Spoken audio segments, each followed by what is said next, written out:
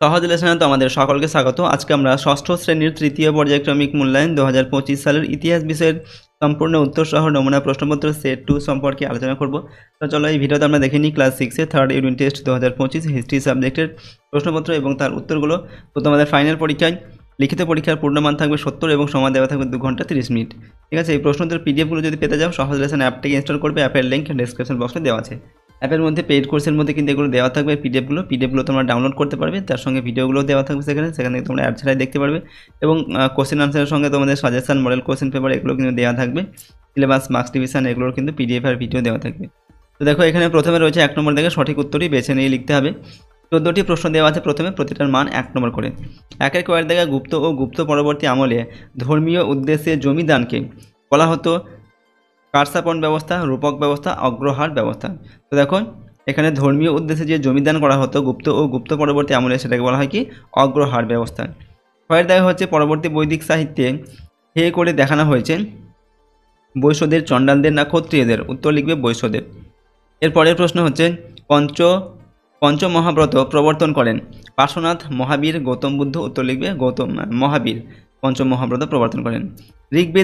ঋগ্বেদে বর্ণ বলতে প্রথম দিকে বোঝানো হতো নানা রং, গায়ের রং, অক্ষর। তো ঋগ্বেদে বর্ণ বলতে প্রথম দিকে বোঝানো হতো গায়ের রং।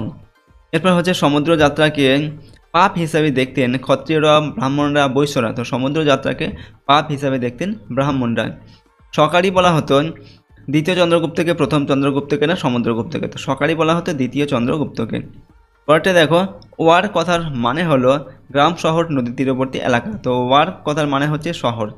গুপ্ত সাম্রাজ্যের প্রদেশগুলিকে বলা হতো আহার, রাজ্য না ভুক্তি। গুপ্ত সাম্রাজ্যের প্রদেশগুলি বলা হতো কি ভুক্তি। ঝয়ের থেকে হর্ষবর্ধন রচিত নয়, সেটা হচ্ছে মুদ্রা রাক্ষস, রত্নাবলী, প্রিয় দর্শিকা। উত্তর লিখবে মুদ্রা রাক্ষস, হর্ষবর্ধন রচিত নয়। জীবক ছিলেন চন্দ্রগুপ্ত মৌর্যের রাজবৈদ্য, বিম্বিসারের রাজবৈদ্য, অশোকের রাজবৈদ্য। তো জীবক ছিলেন বিম্বিসারের রাজবৈদ্য। এরপর দেখো প্রাচীন ভারতের গণিত সব থেকে বেশি বিকশিত হয়েছিল বরাহমিহির, এরপর হচ্ছে ব্রহ্মগুপ্ত, আর্যভট্টের আমলে। তো প্রাচীন ভারতের গণিত সব থেকে বেশি বিকশিত হয়েছিল ব্রহ্মগুপ্ত এর আমলে। প্রাচীন ভারতীয় উপমহাদেশে চিকিৎসা শাস্ত্রকে বলা হতো জীবন শাস্ত্র, উপবেদ না প্রাণদান। তো প্রাচীন ভারতীয় উপমহাদেশে চিকিৎসা শাস্ত্রকে বলা হতো উপবেদ। এরপর দেখো নাটকের পর্দাকে হিন্দিতে না সংস্কৃতিতে না পালিতে বলা হয় বলে যবনিকা। তো নাটকের পর্দাকে সংস্কৃতিতে বলা হয় যবনিকা। ওকে, এরপর দেখো ঢয়টা সোয়ান জাং চীন থেকে উপমহাদেশ এসেছিল 630 খ্রিস্টাব্দে, 399 খ্রিস্টাব্দে, 405 খ্রিস্টাব্দে। তো 630 খ্রিস্টাব্দে এসেছিলেন। এরপর 2 নম্বর দাগে নিচের প্রশ্নগুলি নির্দেশ মতো উত্তর দাও। কয়ের দাগে এক কথায় উত্তর লিখতে হবে। 1 × 4 = 4। 1 নম্বর দাগে বলা হচ্ছে বৈদিক যুগের শিক্ষা চর্চা কিভাবে হতো। তো বৈদিক যুগের শিক্ষা চর্চা হতো মৌখিকভাবে। এরপর বৈশালীর আশেপাশে যেসব বজ্জি থাকতো তাদের কি বলা হতো। তো বৈশালীর আশেপাশে যেসব বজ্জি থাকতো তাদের বলা হয় লিচ্ছবি। নেক্সট প্রশ্ন 3 নম্বর দাগে তামিলনাড়ুর কোন বন্দরে নিয়মিত দূরপাল্লার বাণিজ্য হতো। তো তামিলনাড়ুর কাবেরীপট্টম বন্দরে নিয়মিত দূরপাল্লার বাণিজ্য হতো। মথুরা রীতির ভাস্কর্যে কোন চুনাপাথরের বেশি ব্যবহার হতো। তো মথুরা রীতির ভাস্কর্যে লাল চুনাপাথরের বেশি ব্যবহার হতো। এরপরের প্রশ্ন দেখবো আমরা, শূন্যস্থান পূরণ করতে হবে এখানে। 1 × 3 = 3। প্রথম রয়েছে ড্যাশ বেদ আসলে জাদু মন্ত্রের সংকলন। তো অথর্ববেদ আসলে জাদু মন্ত্রের সংকলন। অরাজতান্ত্রিক রাজ্যগুলিকে ড্যাশ বলা হয়। তো অরাজতান্ত্রিক রাজ্যগুলিকে গণরাজ্য বলা হয়। এরপর হচ্ছে গন্ডোফার্নেসের আমলে ড্যাশ খ্রিস্ট ধর্ম প্রচারের জন্য মহাভারতে উপমহাদেশে এসেছিলেন। তো গন্ডোফার্নেসের আমলে সেন্ট থমাস খ্রিস্ট ধর্ম প্রচারের জন্য উপমহাদেশে এসেছিলেন। এরপর হচ্ছে সত্য মিথ্যা নির্ণয় করতে হবে। 1 × 3 = 3। আদি বৈদিক সমাজে গবাদি পশু ছিল প্রধান সম্পদ, এটা সত্য হবে। রবিকীর্তি সমুদ্রগুপ্তের সভাকবি ছিলেন, এটা হবে মিথ্যা। ঠিক আছে, নেক্সট হচ্ছে দেখো মেহরৌলি লৌহ স্তম্ভে মরচে পড়েনি। সত্য লিখবে এটা।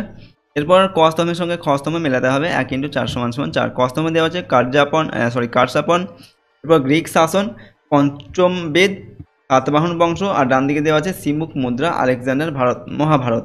এটাকে মিলিয়ে আমরা এখানে লিখছি কারসাপন এটা হচ্ছে মুদ্রা একটি, গ্রিক শাসন হচ্ছে আলেকজান্ডার আর পঞ্চম বেদ হচ্ছে মহাভারত। এরপর সাতবাহন বংশ, এটা হবে সিমুক। 3 নম্বর থেকে নিচের প্রশ্নগুলি 2-3টে বাক্যে উত্তর লিখতে হবে। 2 × 6 = 12। কৌটিল্য রচিত অর্থশাস্ত্র বইটিতে বিষয়বস্তু কী কী ছিল? তো কৌটিল্য রচিত অর্থশাস্ত্রের মতে রাষ্ট্রীয় শাসন কার্যে প্রধান হলেন রাজা। তার কথায় শেষ কথা। রাজ্যের সমস্ত বিষয়ে খুঁটিনাটি আলোচনা করা হয়েছে অর্থশাস্ত্রে। শাসকের কী কী করা উচিত তাও বলা হয়েছে এই বইটিতে। এরপর দেখো ক্ষয়ের দাগে আর্য সত্য কী, এখানে উত্তর লিখবে। বুদ্ধ নিজের শিষ্যদের কাছে ব্যাখ্যা করেছিলেন দুঃখের কারণ কী, কীভাবে সেই দুঃখ থেকে মুক্তি পাওয়া যায়। এই প্রশ্নগুলির ব্যাখ্যায় বুদ্ধ 4টি উপদেশ দেন, প্রতিটি উপদেশকে বলা হয় আর্য সত্য। নেক্সট হচ্ছে ত্রিরত্ন কী। তো সৎ বিশ্বাস, সৎ জ্ঞান ও সৎ আচরণের ওপর জৈনরা জোর দিতেন। এই তিনটিকে একসঙ্গে জৈন ধর্মে ত্রিরত্ন বলা হতো। বৌদ্ধ ধর্মে গৌতম বুদ্ধ হলেন প্রধান ব্যক্তি। তার প্রচারিত বৌদ্ধ ধর্ম প্রচারের দায়িত্ব বৌদ্ধ সংঘের। এই 3 মিলে হয় বৌদ্ধ ধর্ম সংঘ। এই 3টি হলো বৌদ্ধ ধর্মের ত্রিরত্ন। ঘরের দাগে দিগম্বর কাদের বা কাকে বলা হয়? চন্দ্রগুপ্ত মৌর্যের আমলে শেষ দিকে এক ভয়াবহ দুর্ভিক্ষ হয়। সেই সময় অনেক জৈন সন্ন্যাসী উত্তর পূর্ব ভারত থেকে দাক্ষিণাত্যে চলে যান। দাক্ষিণাত্যে চলে যাওয়া এই জৈন সন্ন্যাসীদের নেতা ছিলেন ভদ্রবাহ। তিনি এবং তার অনুগামীরা মহাবীরের মতোই কোনো পোশাক পরতেন না। এদেরকে বলা হতো দিগম্বর। আর জৈনদের আর একটা কিন্তু ভাগ ছিল, সেটাকে বলা হয় শ্বেতাম্বর। যারা শ্বেত বস্ত্র পরিধান করে তাদের বলা হয় শ্বেতাম্বর। উমর দেখা হচ্ছে সংখ্যায়ন কি।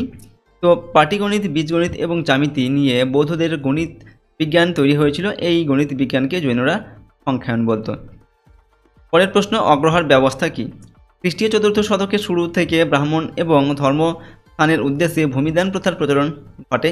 ব্রাহ্মণ, পুরোহিত এবং ধর্মস্থানের উদ্দেশ্যে করমুক্ত গ্রাম বা নির্দিষ্ট ভূখণ্ড দানের এই রীতি অগ্রহার নামে পরিচিত। এরপর দেখো 4 নম্বর থেকে নিচের প্রশ্নগুলি 4-5টি বাক্য উত্তর লিখতে হবে। প্রশ্নের মান 3 করে, 3-5 15 নম্বর। 5টির উত্তর এখান থেকে লিখতে হবে, ঠিক আছে। 5টি প্রশ্নের টিকা লিখো আর্যভট্ট সম্পর্কে।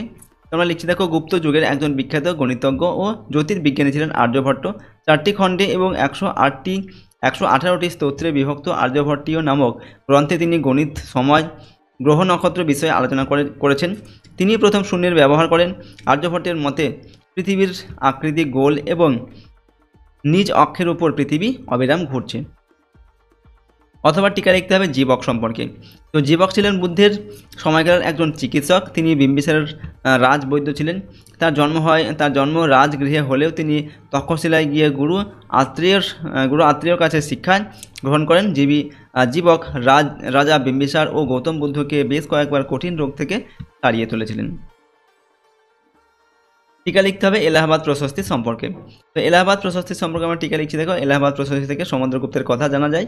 উত্তরপ্রদেশের এলাহাবাদ দুর্গের মধ্যে এই প্রশস্তটি পাওয়া যায়। এই প্রশস্তটি ব্রাহ্মী লিপিতে সংস্কৃত ভাষায় খোদাই করা হয়েছে। গুপ্ত সম্রাট সমুদ্রগুপ্তের সভাকবি হরিসেন এটি রচনা করেন। এলাহাবাদ প্রশস্তিতে সমুদ্রগুপ্তের গুণগান করা হয়েছে। এলাহাবাদ প্রশস্তি থেকে সমুদ্রগুপ্তের আর্যাবর্ত ও দাক্ষিণাত্য বিজয় এবং অন্য রাজ্যগুলির সঙ্গে সম্পর্ক এবং ব্যক্তিগত গুণাবলী প্রভৃতির পরিচয় পাওয়া যায়। অথবা দেওয়া আছে অশোকের ধর্ম সম্পর্কে সংক্ষেপে লেখো। তো অশোকের ধর্ম সম্পর্কে আমরা লিখছি দেখো। অশোক কলিঙ্গ যুদ্ধের পর প্রজাদের মধ্যে ধর্ম নীতি প্রচার করেন। অশোকের ধর্ম ও বৌদ্ধ ধর্মে বেশ কিছু মিল থাকলেও এটি কোনো বিশেষ ধর্ম ছিল না। ধর্মের মূল কথা কী ছিল? অশোকের ধর্মে কতকগুলি সামাজিক আচরণের ওপর বিশেষভাবে গুরুত্ব দেওয়া হয়। এর মূলে ছিল অহিংসা, প্রাণী হত্যা বন্ধ, দয়া, দান, এরপর সত্য কথা বলা, গুরুজনদের মেনে চলা প্রভৃতি।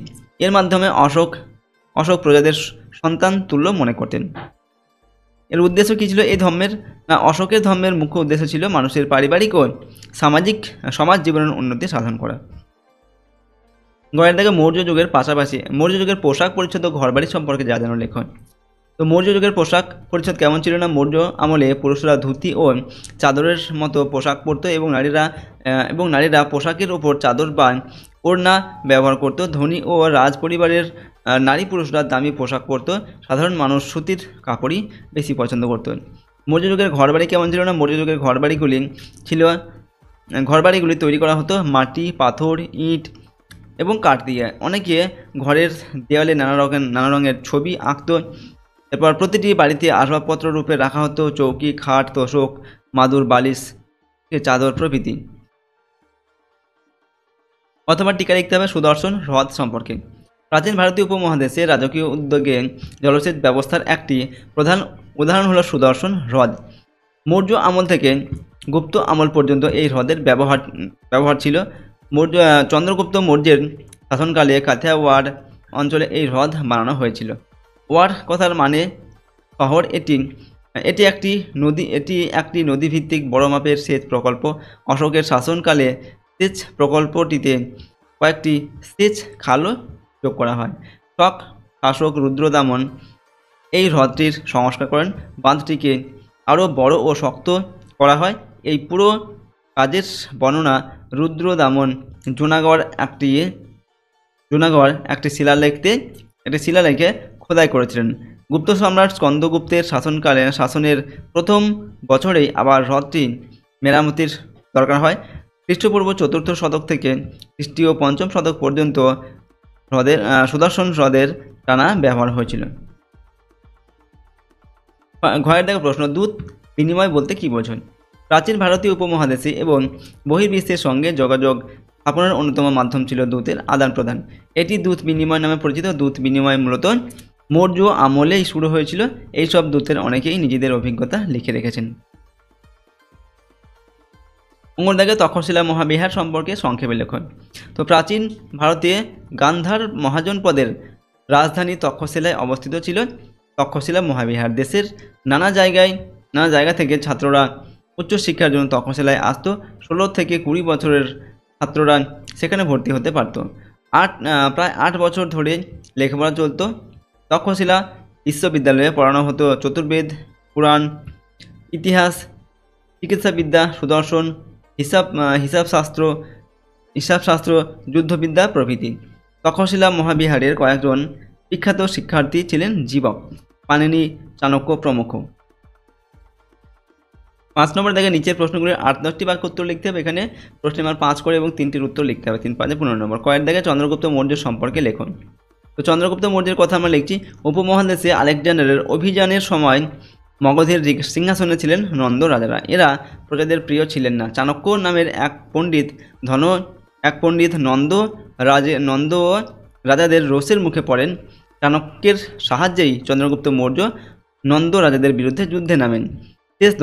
শেষ নন্দ রাজা ধননন্দ চন্দ্রগুপ্ত মৌর্যের কাছে হেরে যান। এইভাবে মগধে মৌর্যদের শাসন শুরু হয়। ভারতীয় উপমহাদেশে মৌর্য সাম্রাজ্যের প্রথম সাম্রাজ্য। চন্দ্রগুপ্ত মৌর্য সেই সাম্রাজ্যের প্রথম সম্রাট। পাটলিপুত্র ছিল তার রাজধানী। মৌর্য সাম্রাজ্য গড়ে তোলার প্রধান কৃতিত্ব চন্দ্রগুপ্ত মৌর্যেরই। কয়ের দাগে ফাসিয়ানের লেখায় ভারতীয় উপমহাদেশের সমাজ জীবনের যে চিত্র পাওয়া যায় তার বিবরণ দেন। তো ফাসিয়ানের লেখা থেকে ভারতীয় উপমহাদেশ সম্পর্কে যা জানা যায় সেগুলি হলো: 1 নম্বর, ফাসিয়ান লিখেছেন ভারতীয় উপমহাদেশে অনেকগুলি নগর ছিল, সেগুলির মধ্যে মধ্য দেশের নগরগুলি ছিল উন্নত। 2 নম্বর হচ্ছে তার মতে ভারতীয় নগরগুলিতে জনগণ সুখে শান্তিতে বসবাস করত, তবে চণ্ডালরা নগরের বাইরে বাস করত। ফাসিয়ানের মতে এদেশের নগরগুলির মধ্যে অন্যতম শ্রেষ্ঠ নগর পাটলিপুত্র। তার মতে পাটলিপুত্রের লোকেরা ছিল সুখী এবং সম্পদশালী। 4 নম্বর, ধনী বৈশ্যরা নগরের বিভিন্ন স্থানে বিনামূল্যে ওষুধ ও দাতব্য চিকিৎসার ব্যবস্থা করতেন। সেখানে গরিব মানুষদের থাকা খাওয়ারও ব্যবস্থা ছিল।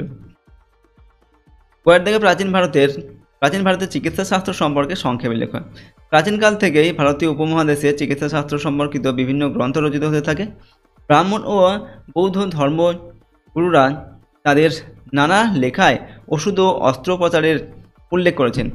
চিকিৎসাশাস্ত্র বিষয়ক 2টি গুরুত্বপূর্ণ বই হল চরক সংহিতা ও সুশ্রুত সংহিতা। চিকিৎসার গুরুত্বের কারণেই প্রাচীন ভারতের চিকিৎসাশাস্ত্রকে বলা হতো উপবেদ। গুপ্ত আমলেও চিকিৎসা বিষয়ক বই লেখা হতো। গুপ্ত ও গুপ্ততর কালে পশু চিকিৎসা সম্পর্কিত বইও লেখা হতে থাকে। তো দেখো, আজকে আমরা তোমাদের ক্লাস 6-এর 3rd ইউনিট টেস্ট 2025 হিস্ট্রি সাবজেক্টের একটি মডেল কোশ্চেন পেপারের সম্পূর্ণ উত্তর আলোচনা করলাম। এটা আমরা সেট 2 সম্পর্কে আলোচনা করলাম। এর আগে আমরা সেট 1-এর প্রশ্নোত্তর সম্পর্কে আলোচনা করেছি। প্রতিটি সেট তোমরা কিন্তু ভালোভাবে প্র্যাকটিস করে রাখবে তোমাদের ফাইনাল পরীক্ষার জন্য। আর যদি এর পিডিএফগুলো পেতে চাও সহজ লেসন অ্যাপটি ইনস্টল করে রাখবে। অ্যাপের লিঙ্ক ডেসক্রিপশন বক্সে দেওয়া আছে এবং পেইড কোর্সের মধ্যে পিডিএফগুলো পাবে। পিডিএফগুলোকে তোমরা ডাউনলোড করে নিতে পারবে। সেখানে সমস্ত সাবজেক্টের কোশ্চেন আনসার সাজেশন এগুলো কিন্তু দেওয়া থাকবে। আর ভিডিওগুলো তোমরা সেখান থেকে কিন্তু অ্যাড ছাড়াই দেখতে পারবে। যদি আমাদের এই চ্যানেলে তোমরা নতুন হও চ্যানেলটিকে অবশ্যই সাবস্ক্রাইব করবে এবং ভিডিওটিতে লাইক করবে, ভিডিওটি বন্ধু-বান্ধবের সঙ্গে অবশ্যই শেয়ার করবে। তো চলো আজকের এই ভিডিওটিকে এখানেই শেষ করি। সম্পূর্ণ ভিডিওটি দেখার জন্য অসংখ্য ধন্যবাদ।